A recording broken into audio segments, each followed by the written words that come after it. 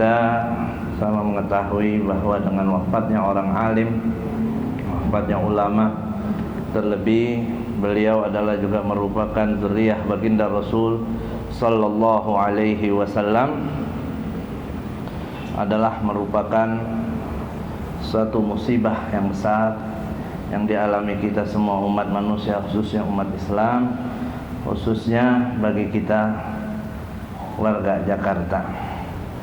Nabi sallallahu alaihi wasallam mengatakan, mautul alim, wafatnya orang alim, musibatun la tujbar, adalah merupakan satu musibah besar, la tujbar, yang tidak bisa digantikan, atau musibah yang tidak tergantikan.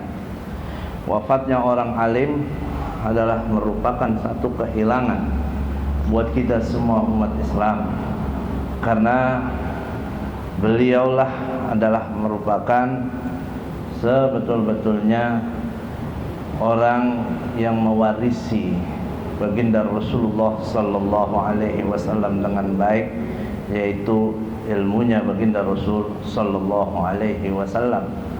Karena sama kita ketahui bahwa para anbiya, para rasul tidak mewarisi harta sedikit pun, tidak mewarisi dirham wala dinar, tapi para anbiya mewarisi ilmu.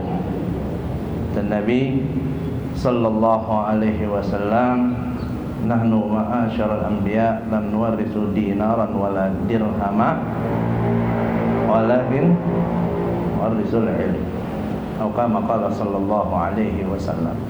Kita para nabi, para rasul tidak mewarisi dirham atau dinar dan dirham, tapi innama warasul ilm.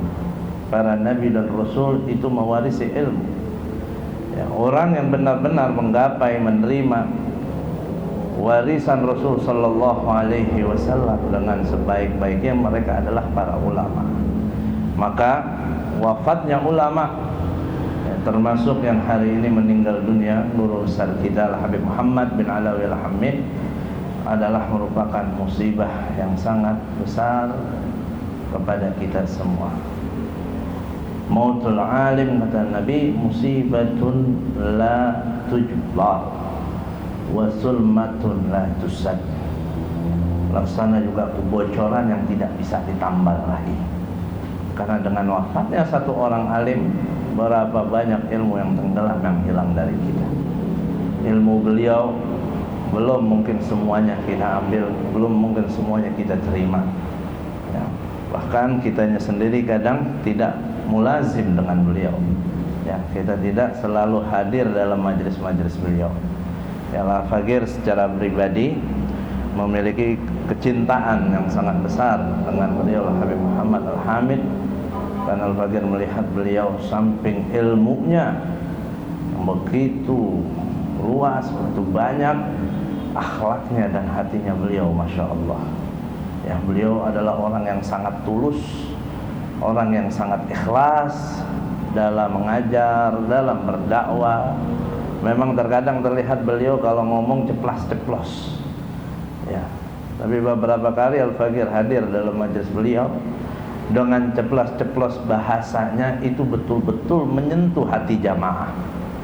Ngomongnya bahasanya Betawi banget kan, tapi hati jamaah betul-betul tersentuh. Bahkan gak sedikit dari jamaah itu kalau beliau lagi bicara meneteskan air mata, ya, nggak pakai dibuat-buat bahasanya, seadanya kalau bicara, tapi benar-benar, ya, menampar hati kita, mengguncang hati kita, betul-betul mengingatkan kita kepada Allah. Betul-betul beliau mendorong biar kita selalu dekat dengan Allah, cinta kepada Rasulullah, dan agar kita selalu mencontoh baginda Rasul sallallahu alaihi wasallam.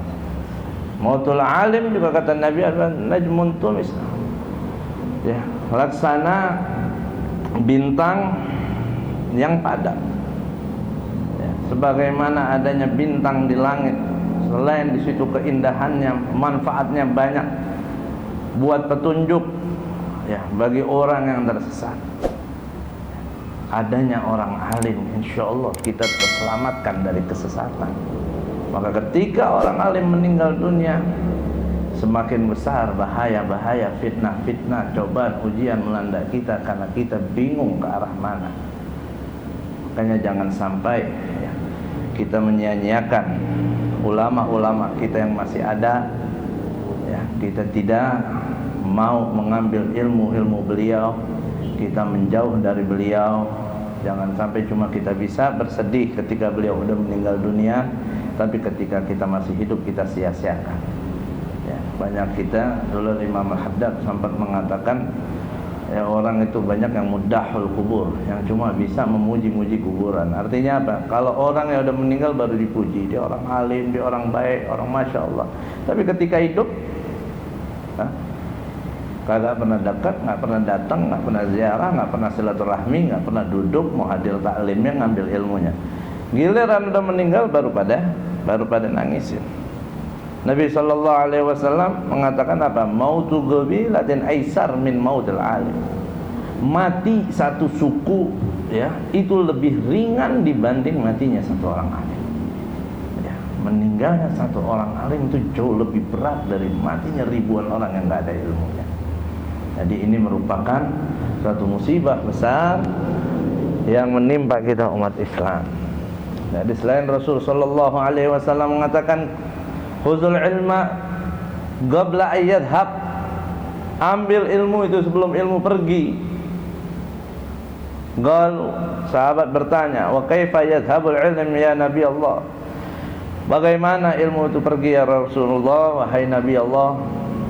Gala Nabi mengatakan inna dhihabal ilmi ayyadhaba hamalatuh. Sungguhnya perginya ilmu itu dengan perginya orang-orang yang membawa ilmu. Siapa mereka? Ya, bukan adalah para ulama. Ya, Allah Subhanahu wa taala mengangkat ilmu dari muka bumi ini bukan secara tiba-tiba orang alim, orang pintar jadi bodoh. Tapi apa?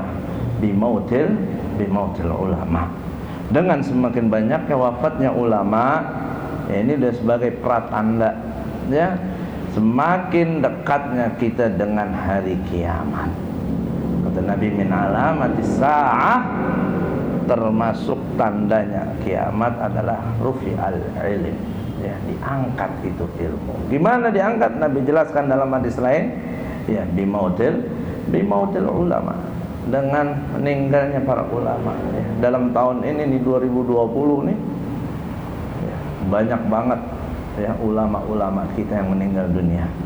Mau yang di negeri kita Indonesia ataupun di mancanegara, ya, termasuk di kota Tarim, di kota Madinah, di kota Mekah, ya, atau di negeri-negeri Islam yang lainnya, banyak sekali. Dari habaib, dari kiai, dari masyayikh, ulama-ulama besar, mufti-mufti dalam Islam, banyak sekali yang meninggal dunia di tahun ini, ya, termasuk yang hari ini Habib Muhammad bin Ali Al-Hamid meninggal dunia, ya. Banyak kehilangan ilmu kita sekarang semua dengan tantangan zaman kita yang masya Allah penuh sekali fitnah, ya, penuh sekali ujian yang harus kita hadapi, yang nggak mungkin kita lari dari itu semua.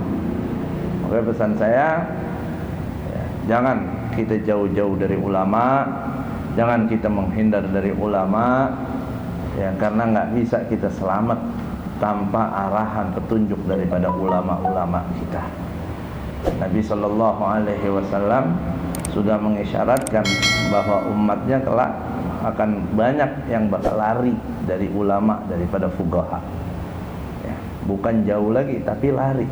Kalau udah lari kan bukan cuma enggan aja, tapi kayak takut ketemu ulama, ya. Nah, sedikit sekarang orang Islam begitu, ketemu kiai, ketemu habaib, bukannya dia nyamperin girang senang, ngarep ilmunya, ngarep berkah, tapi menghindar, ya, takut dinasehatin. Ada orang takut dinasehatin, takut dikasih tahu, padahal sadar dirinya banyak salah. Mau deket sama ulama mendingan nggak aja daripada dinasehatin, ntar jadi haram, ntar jadi nggak bisa salah lagi.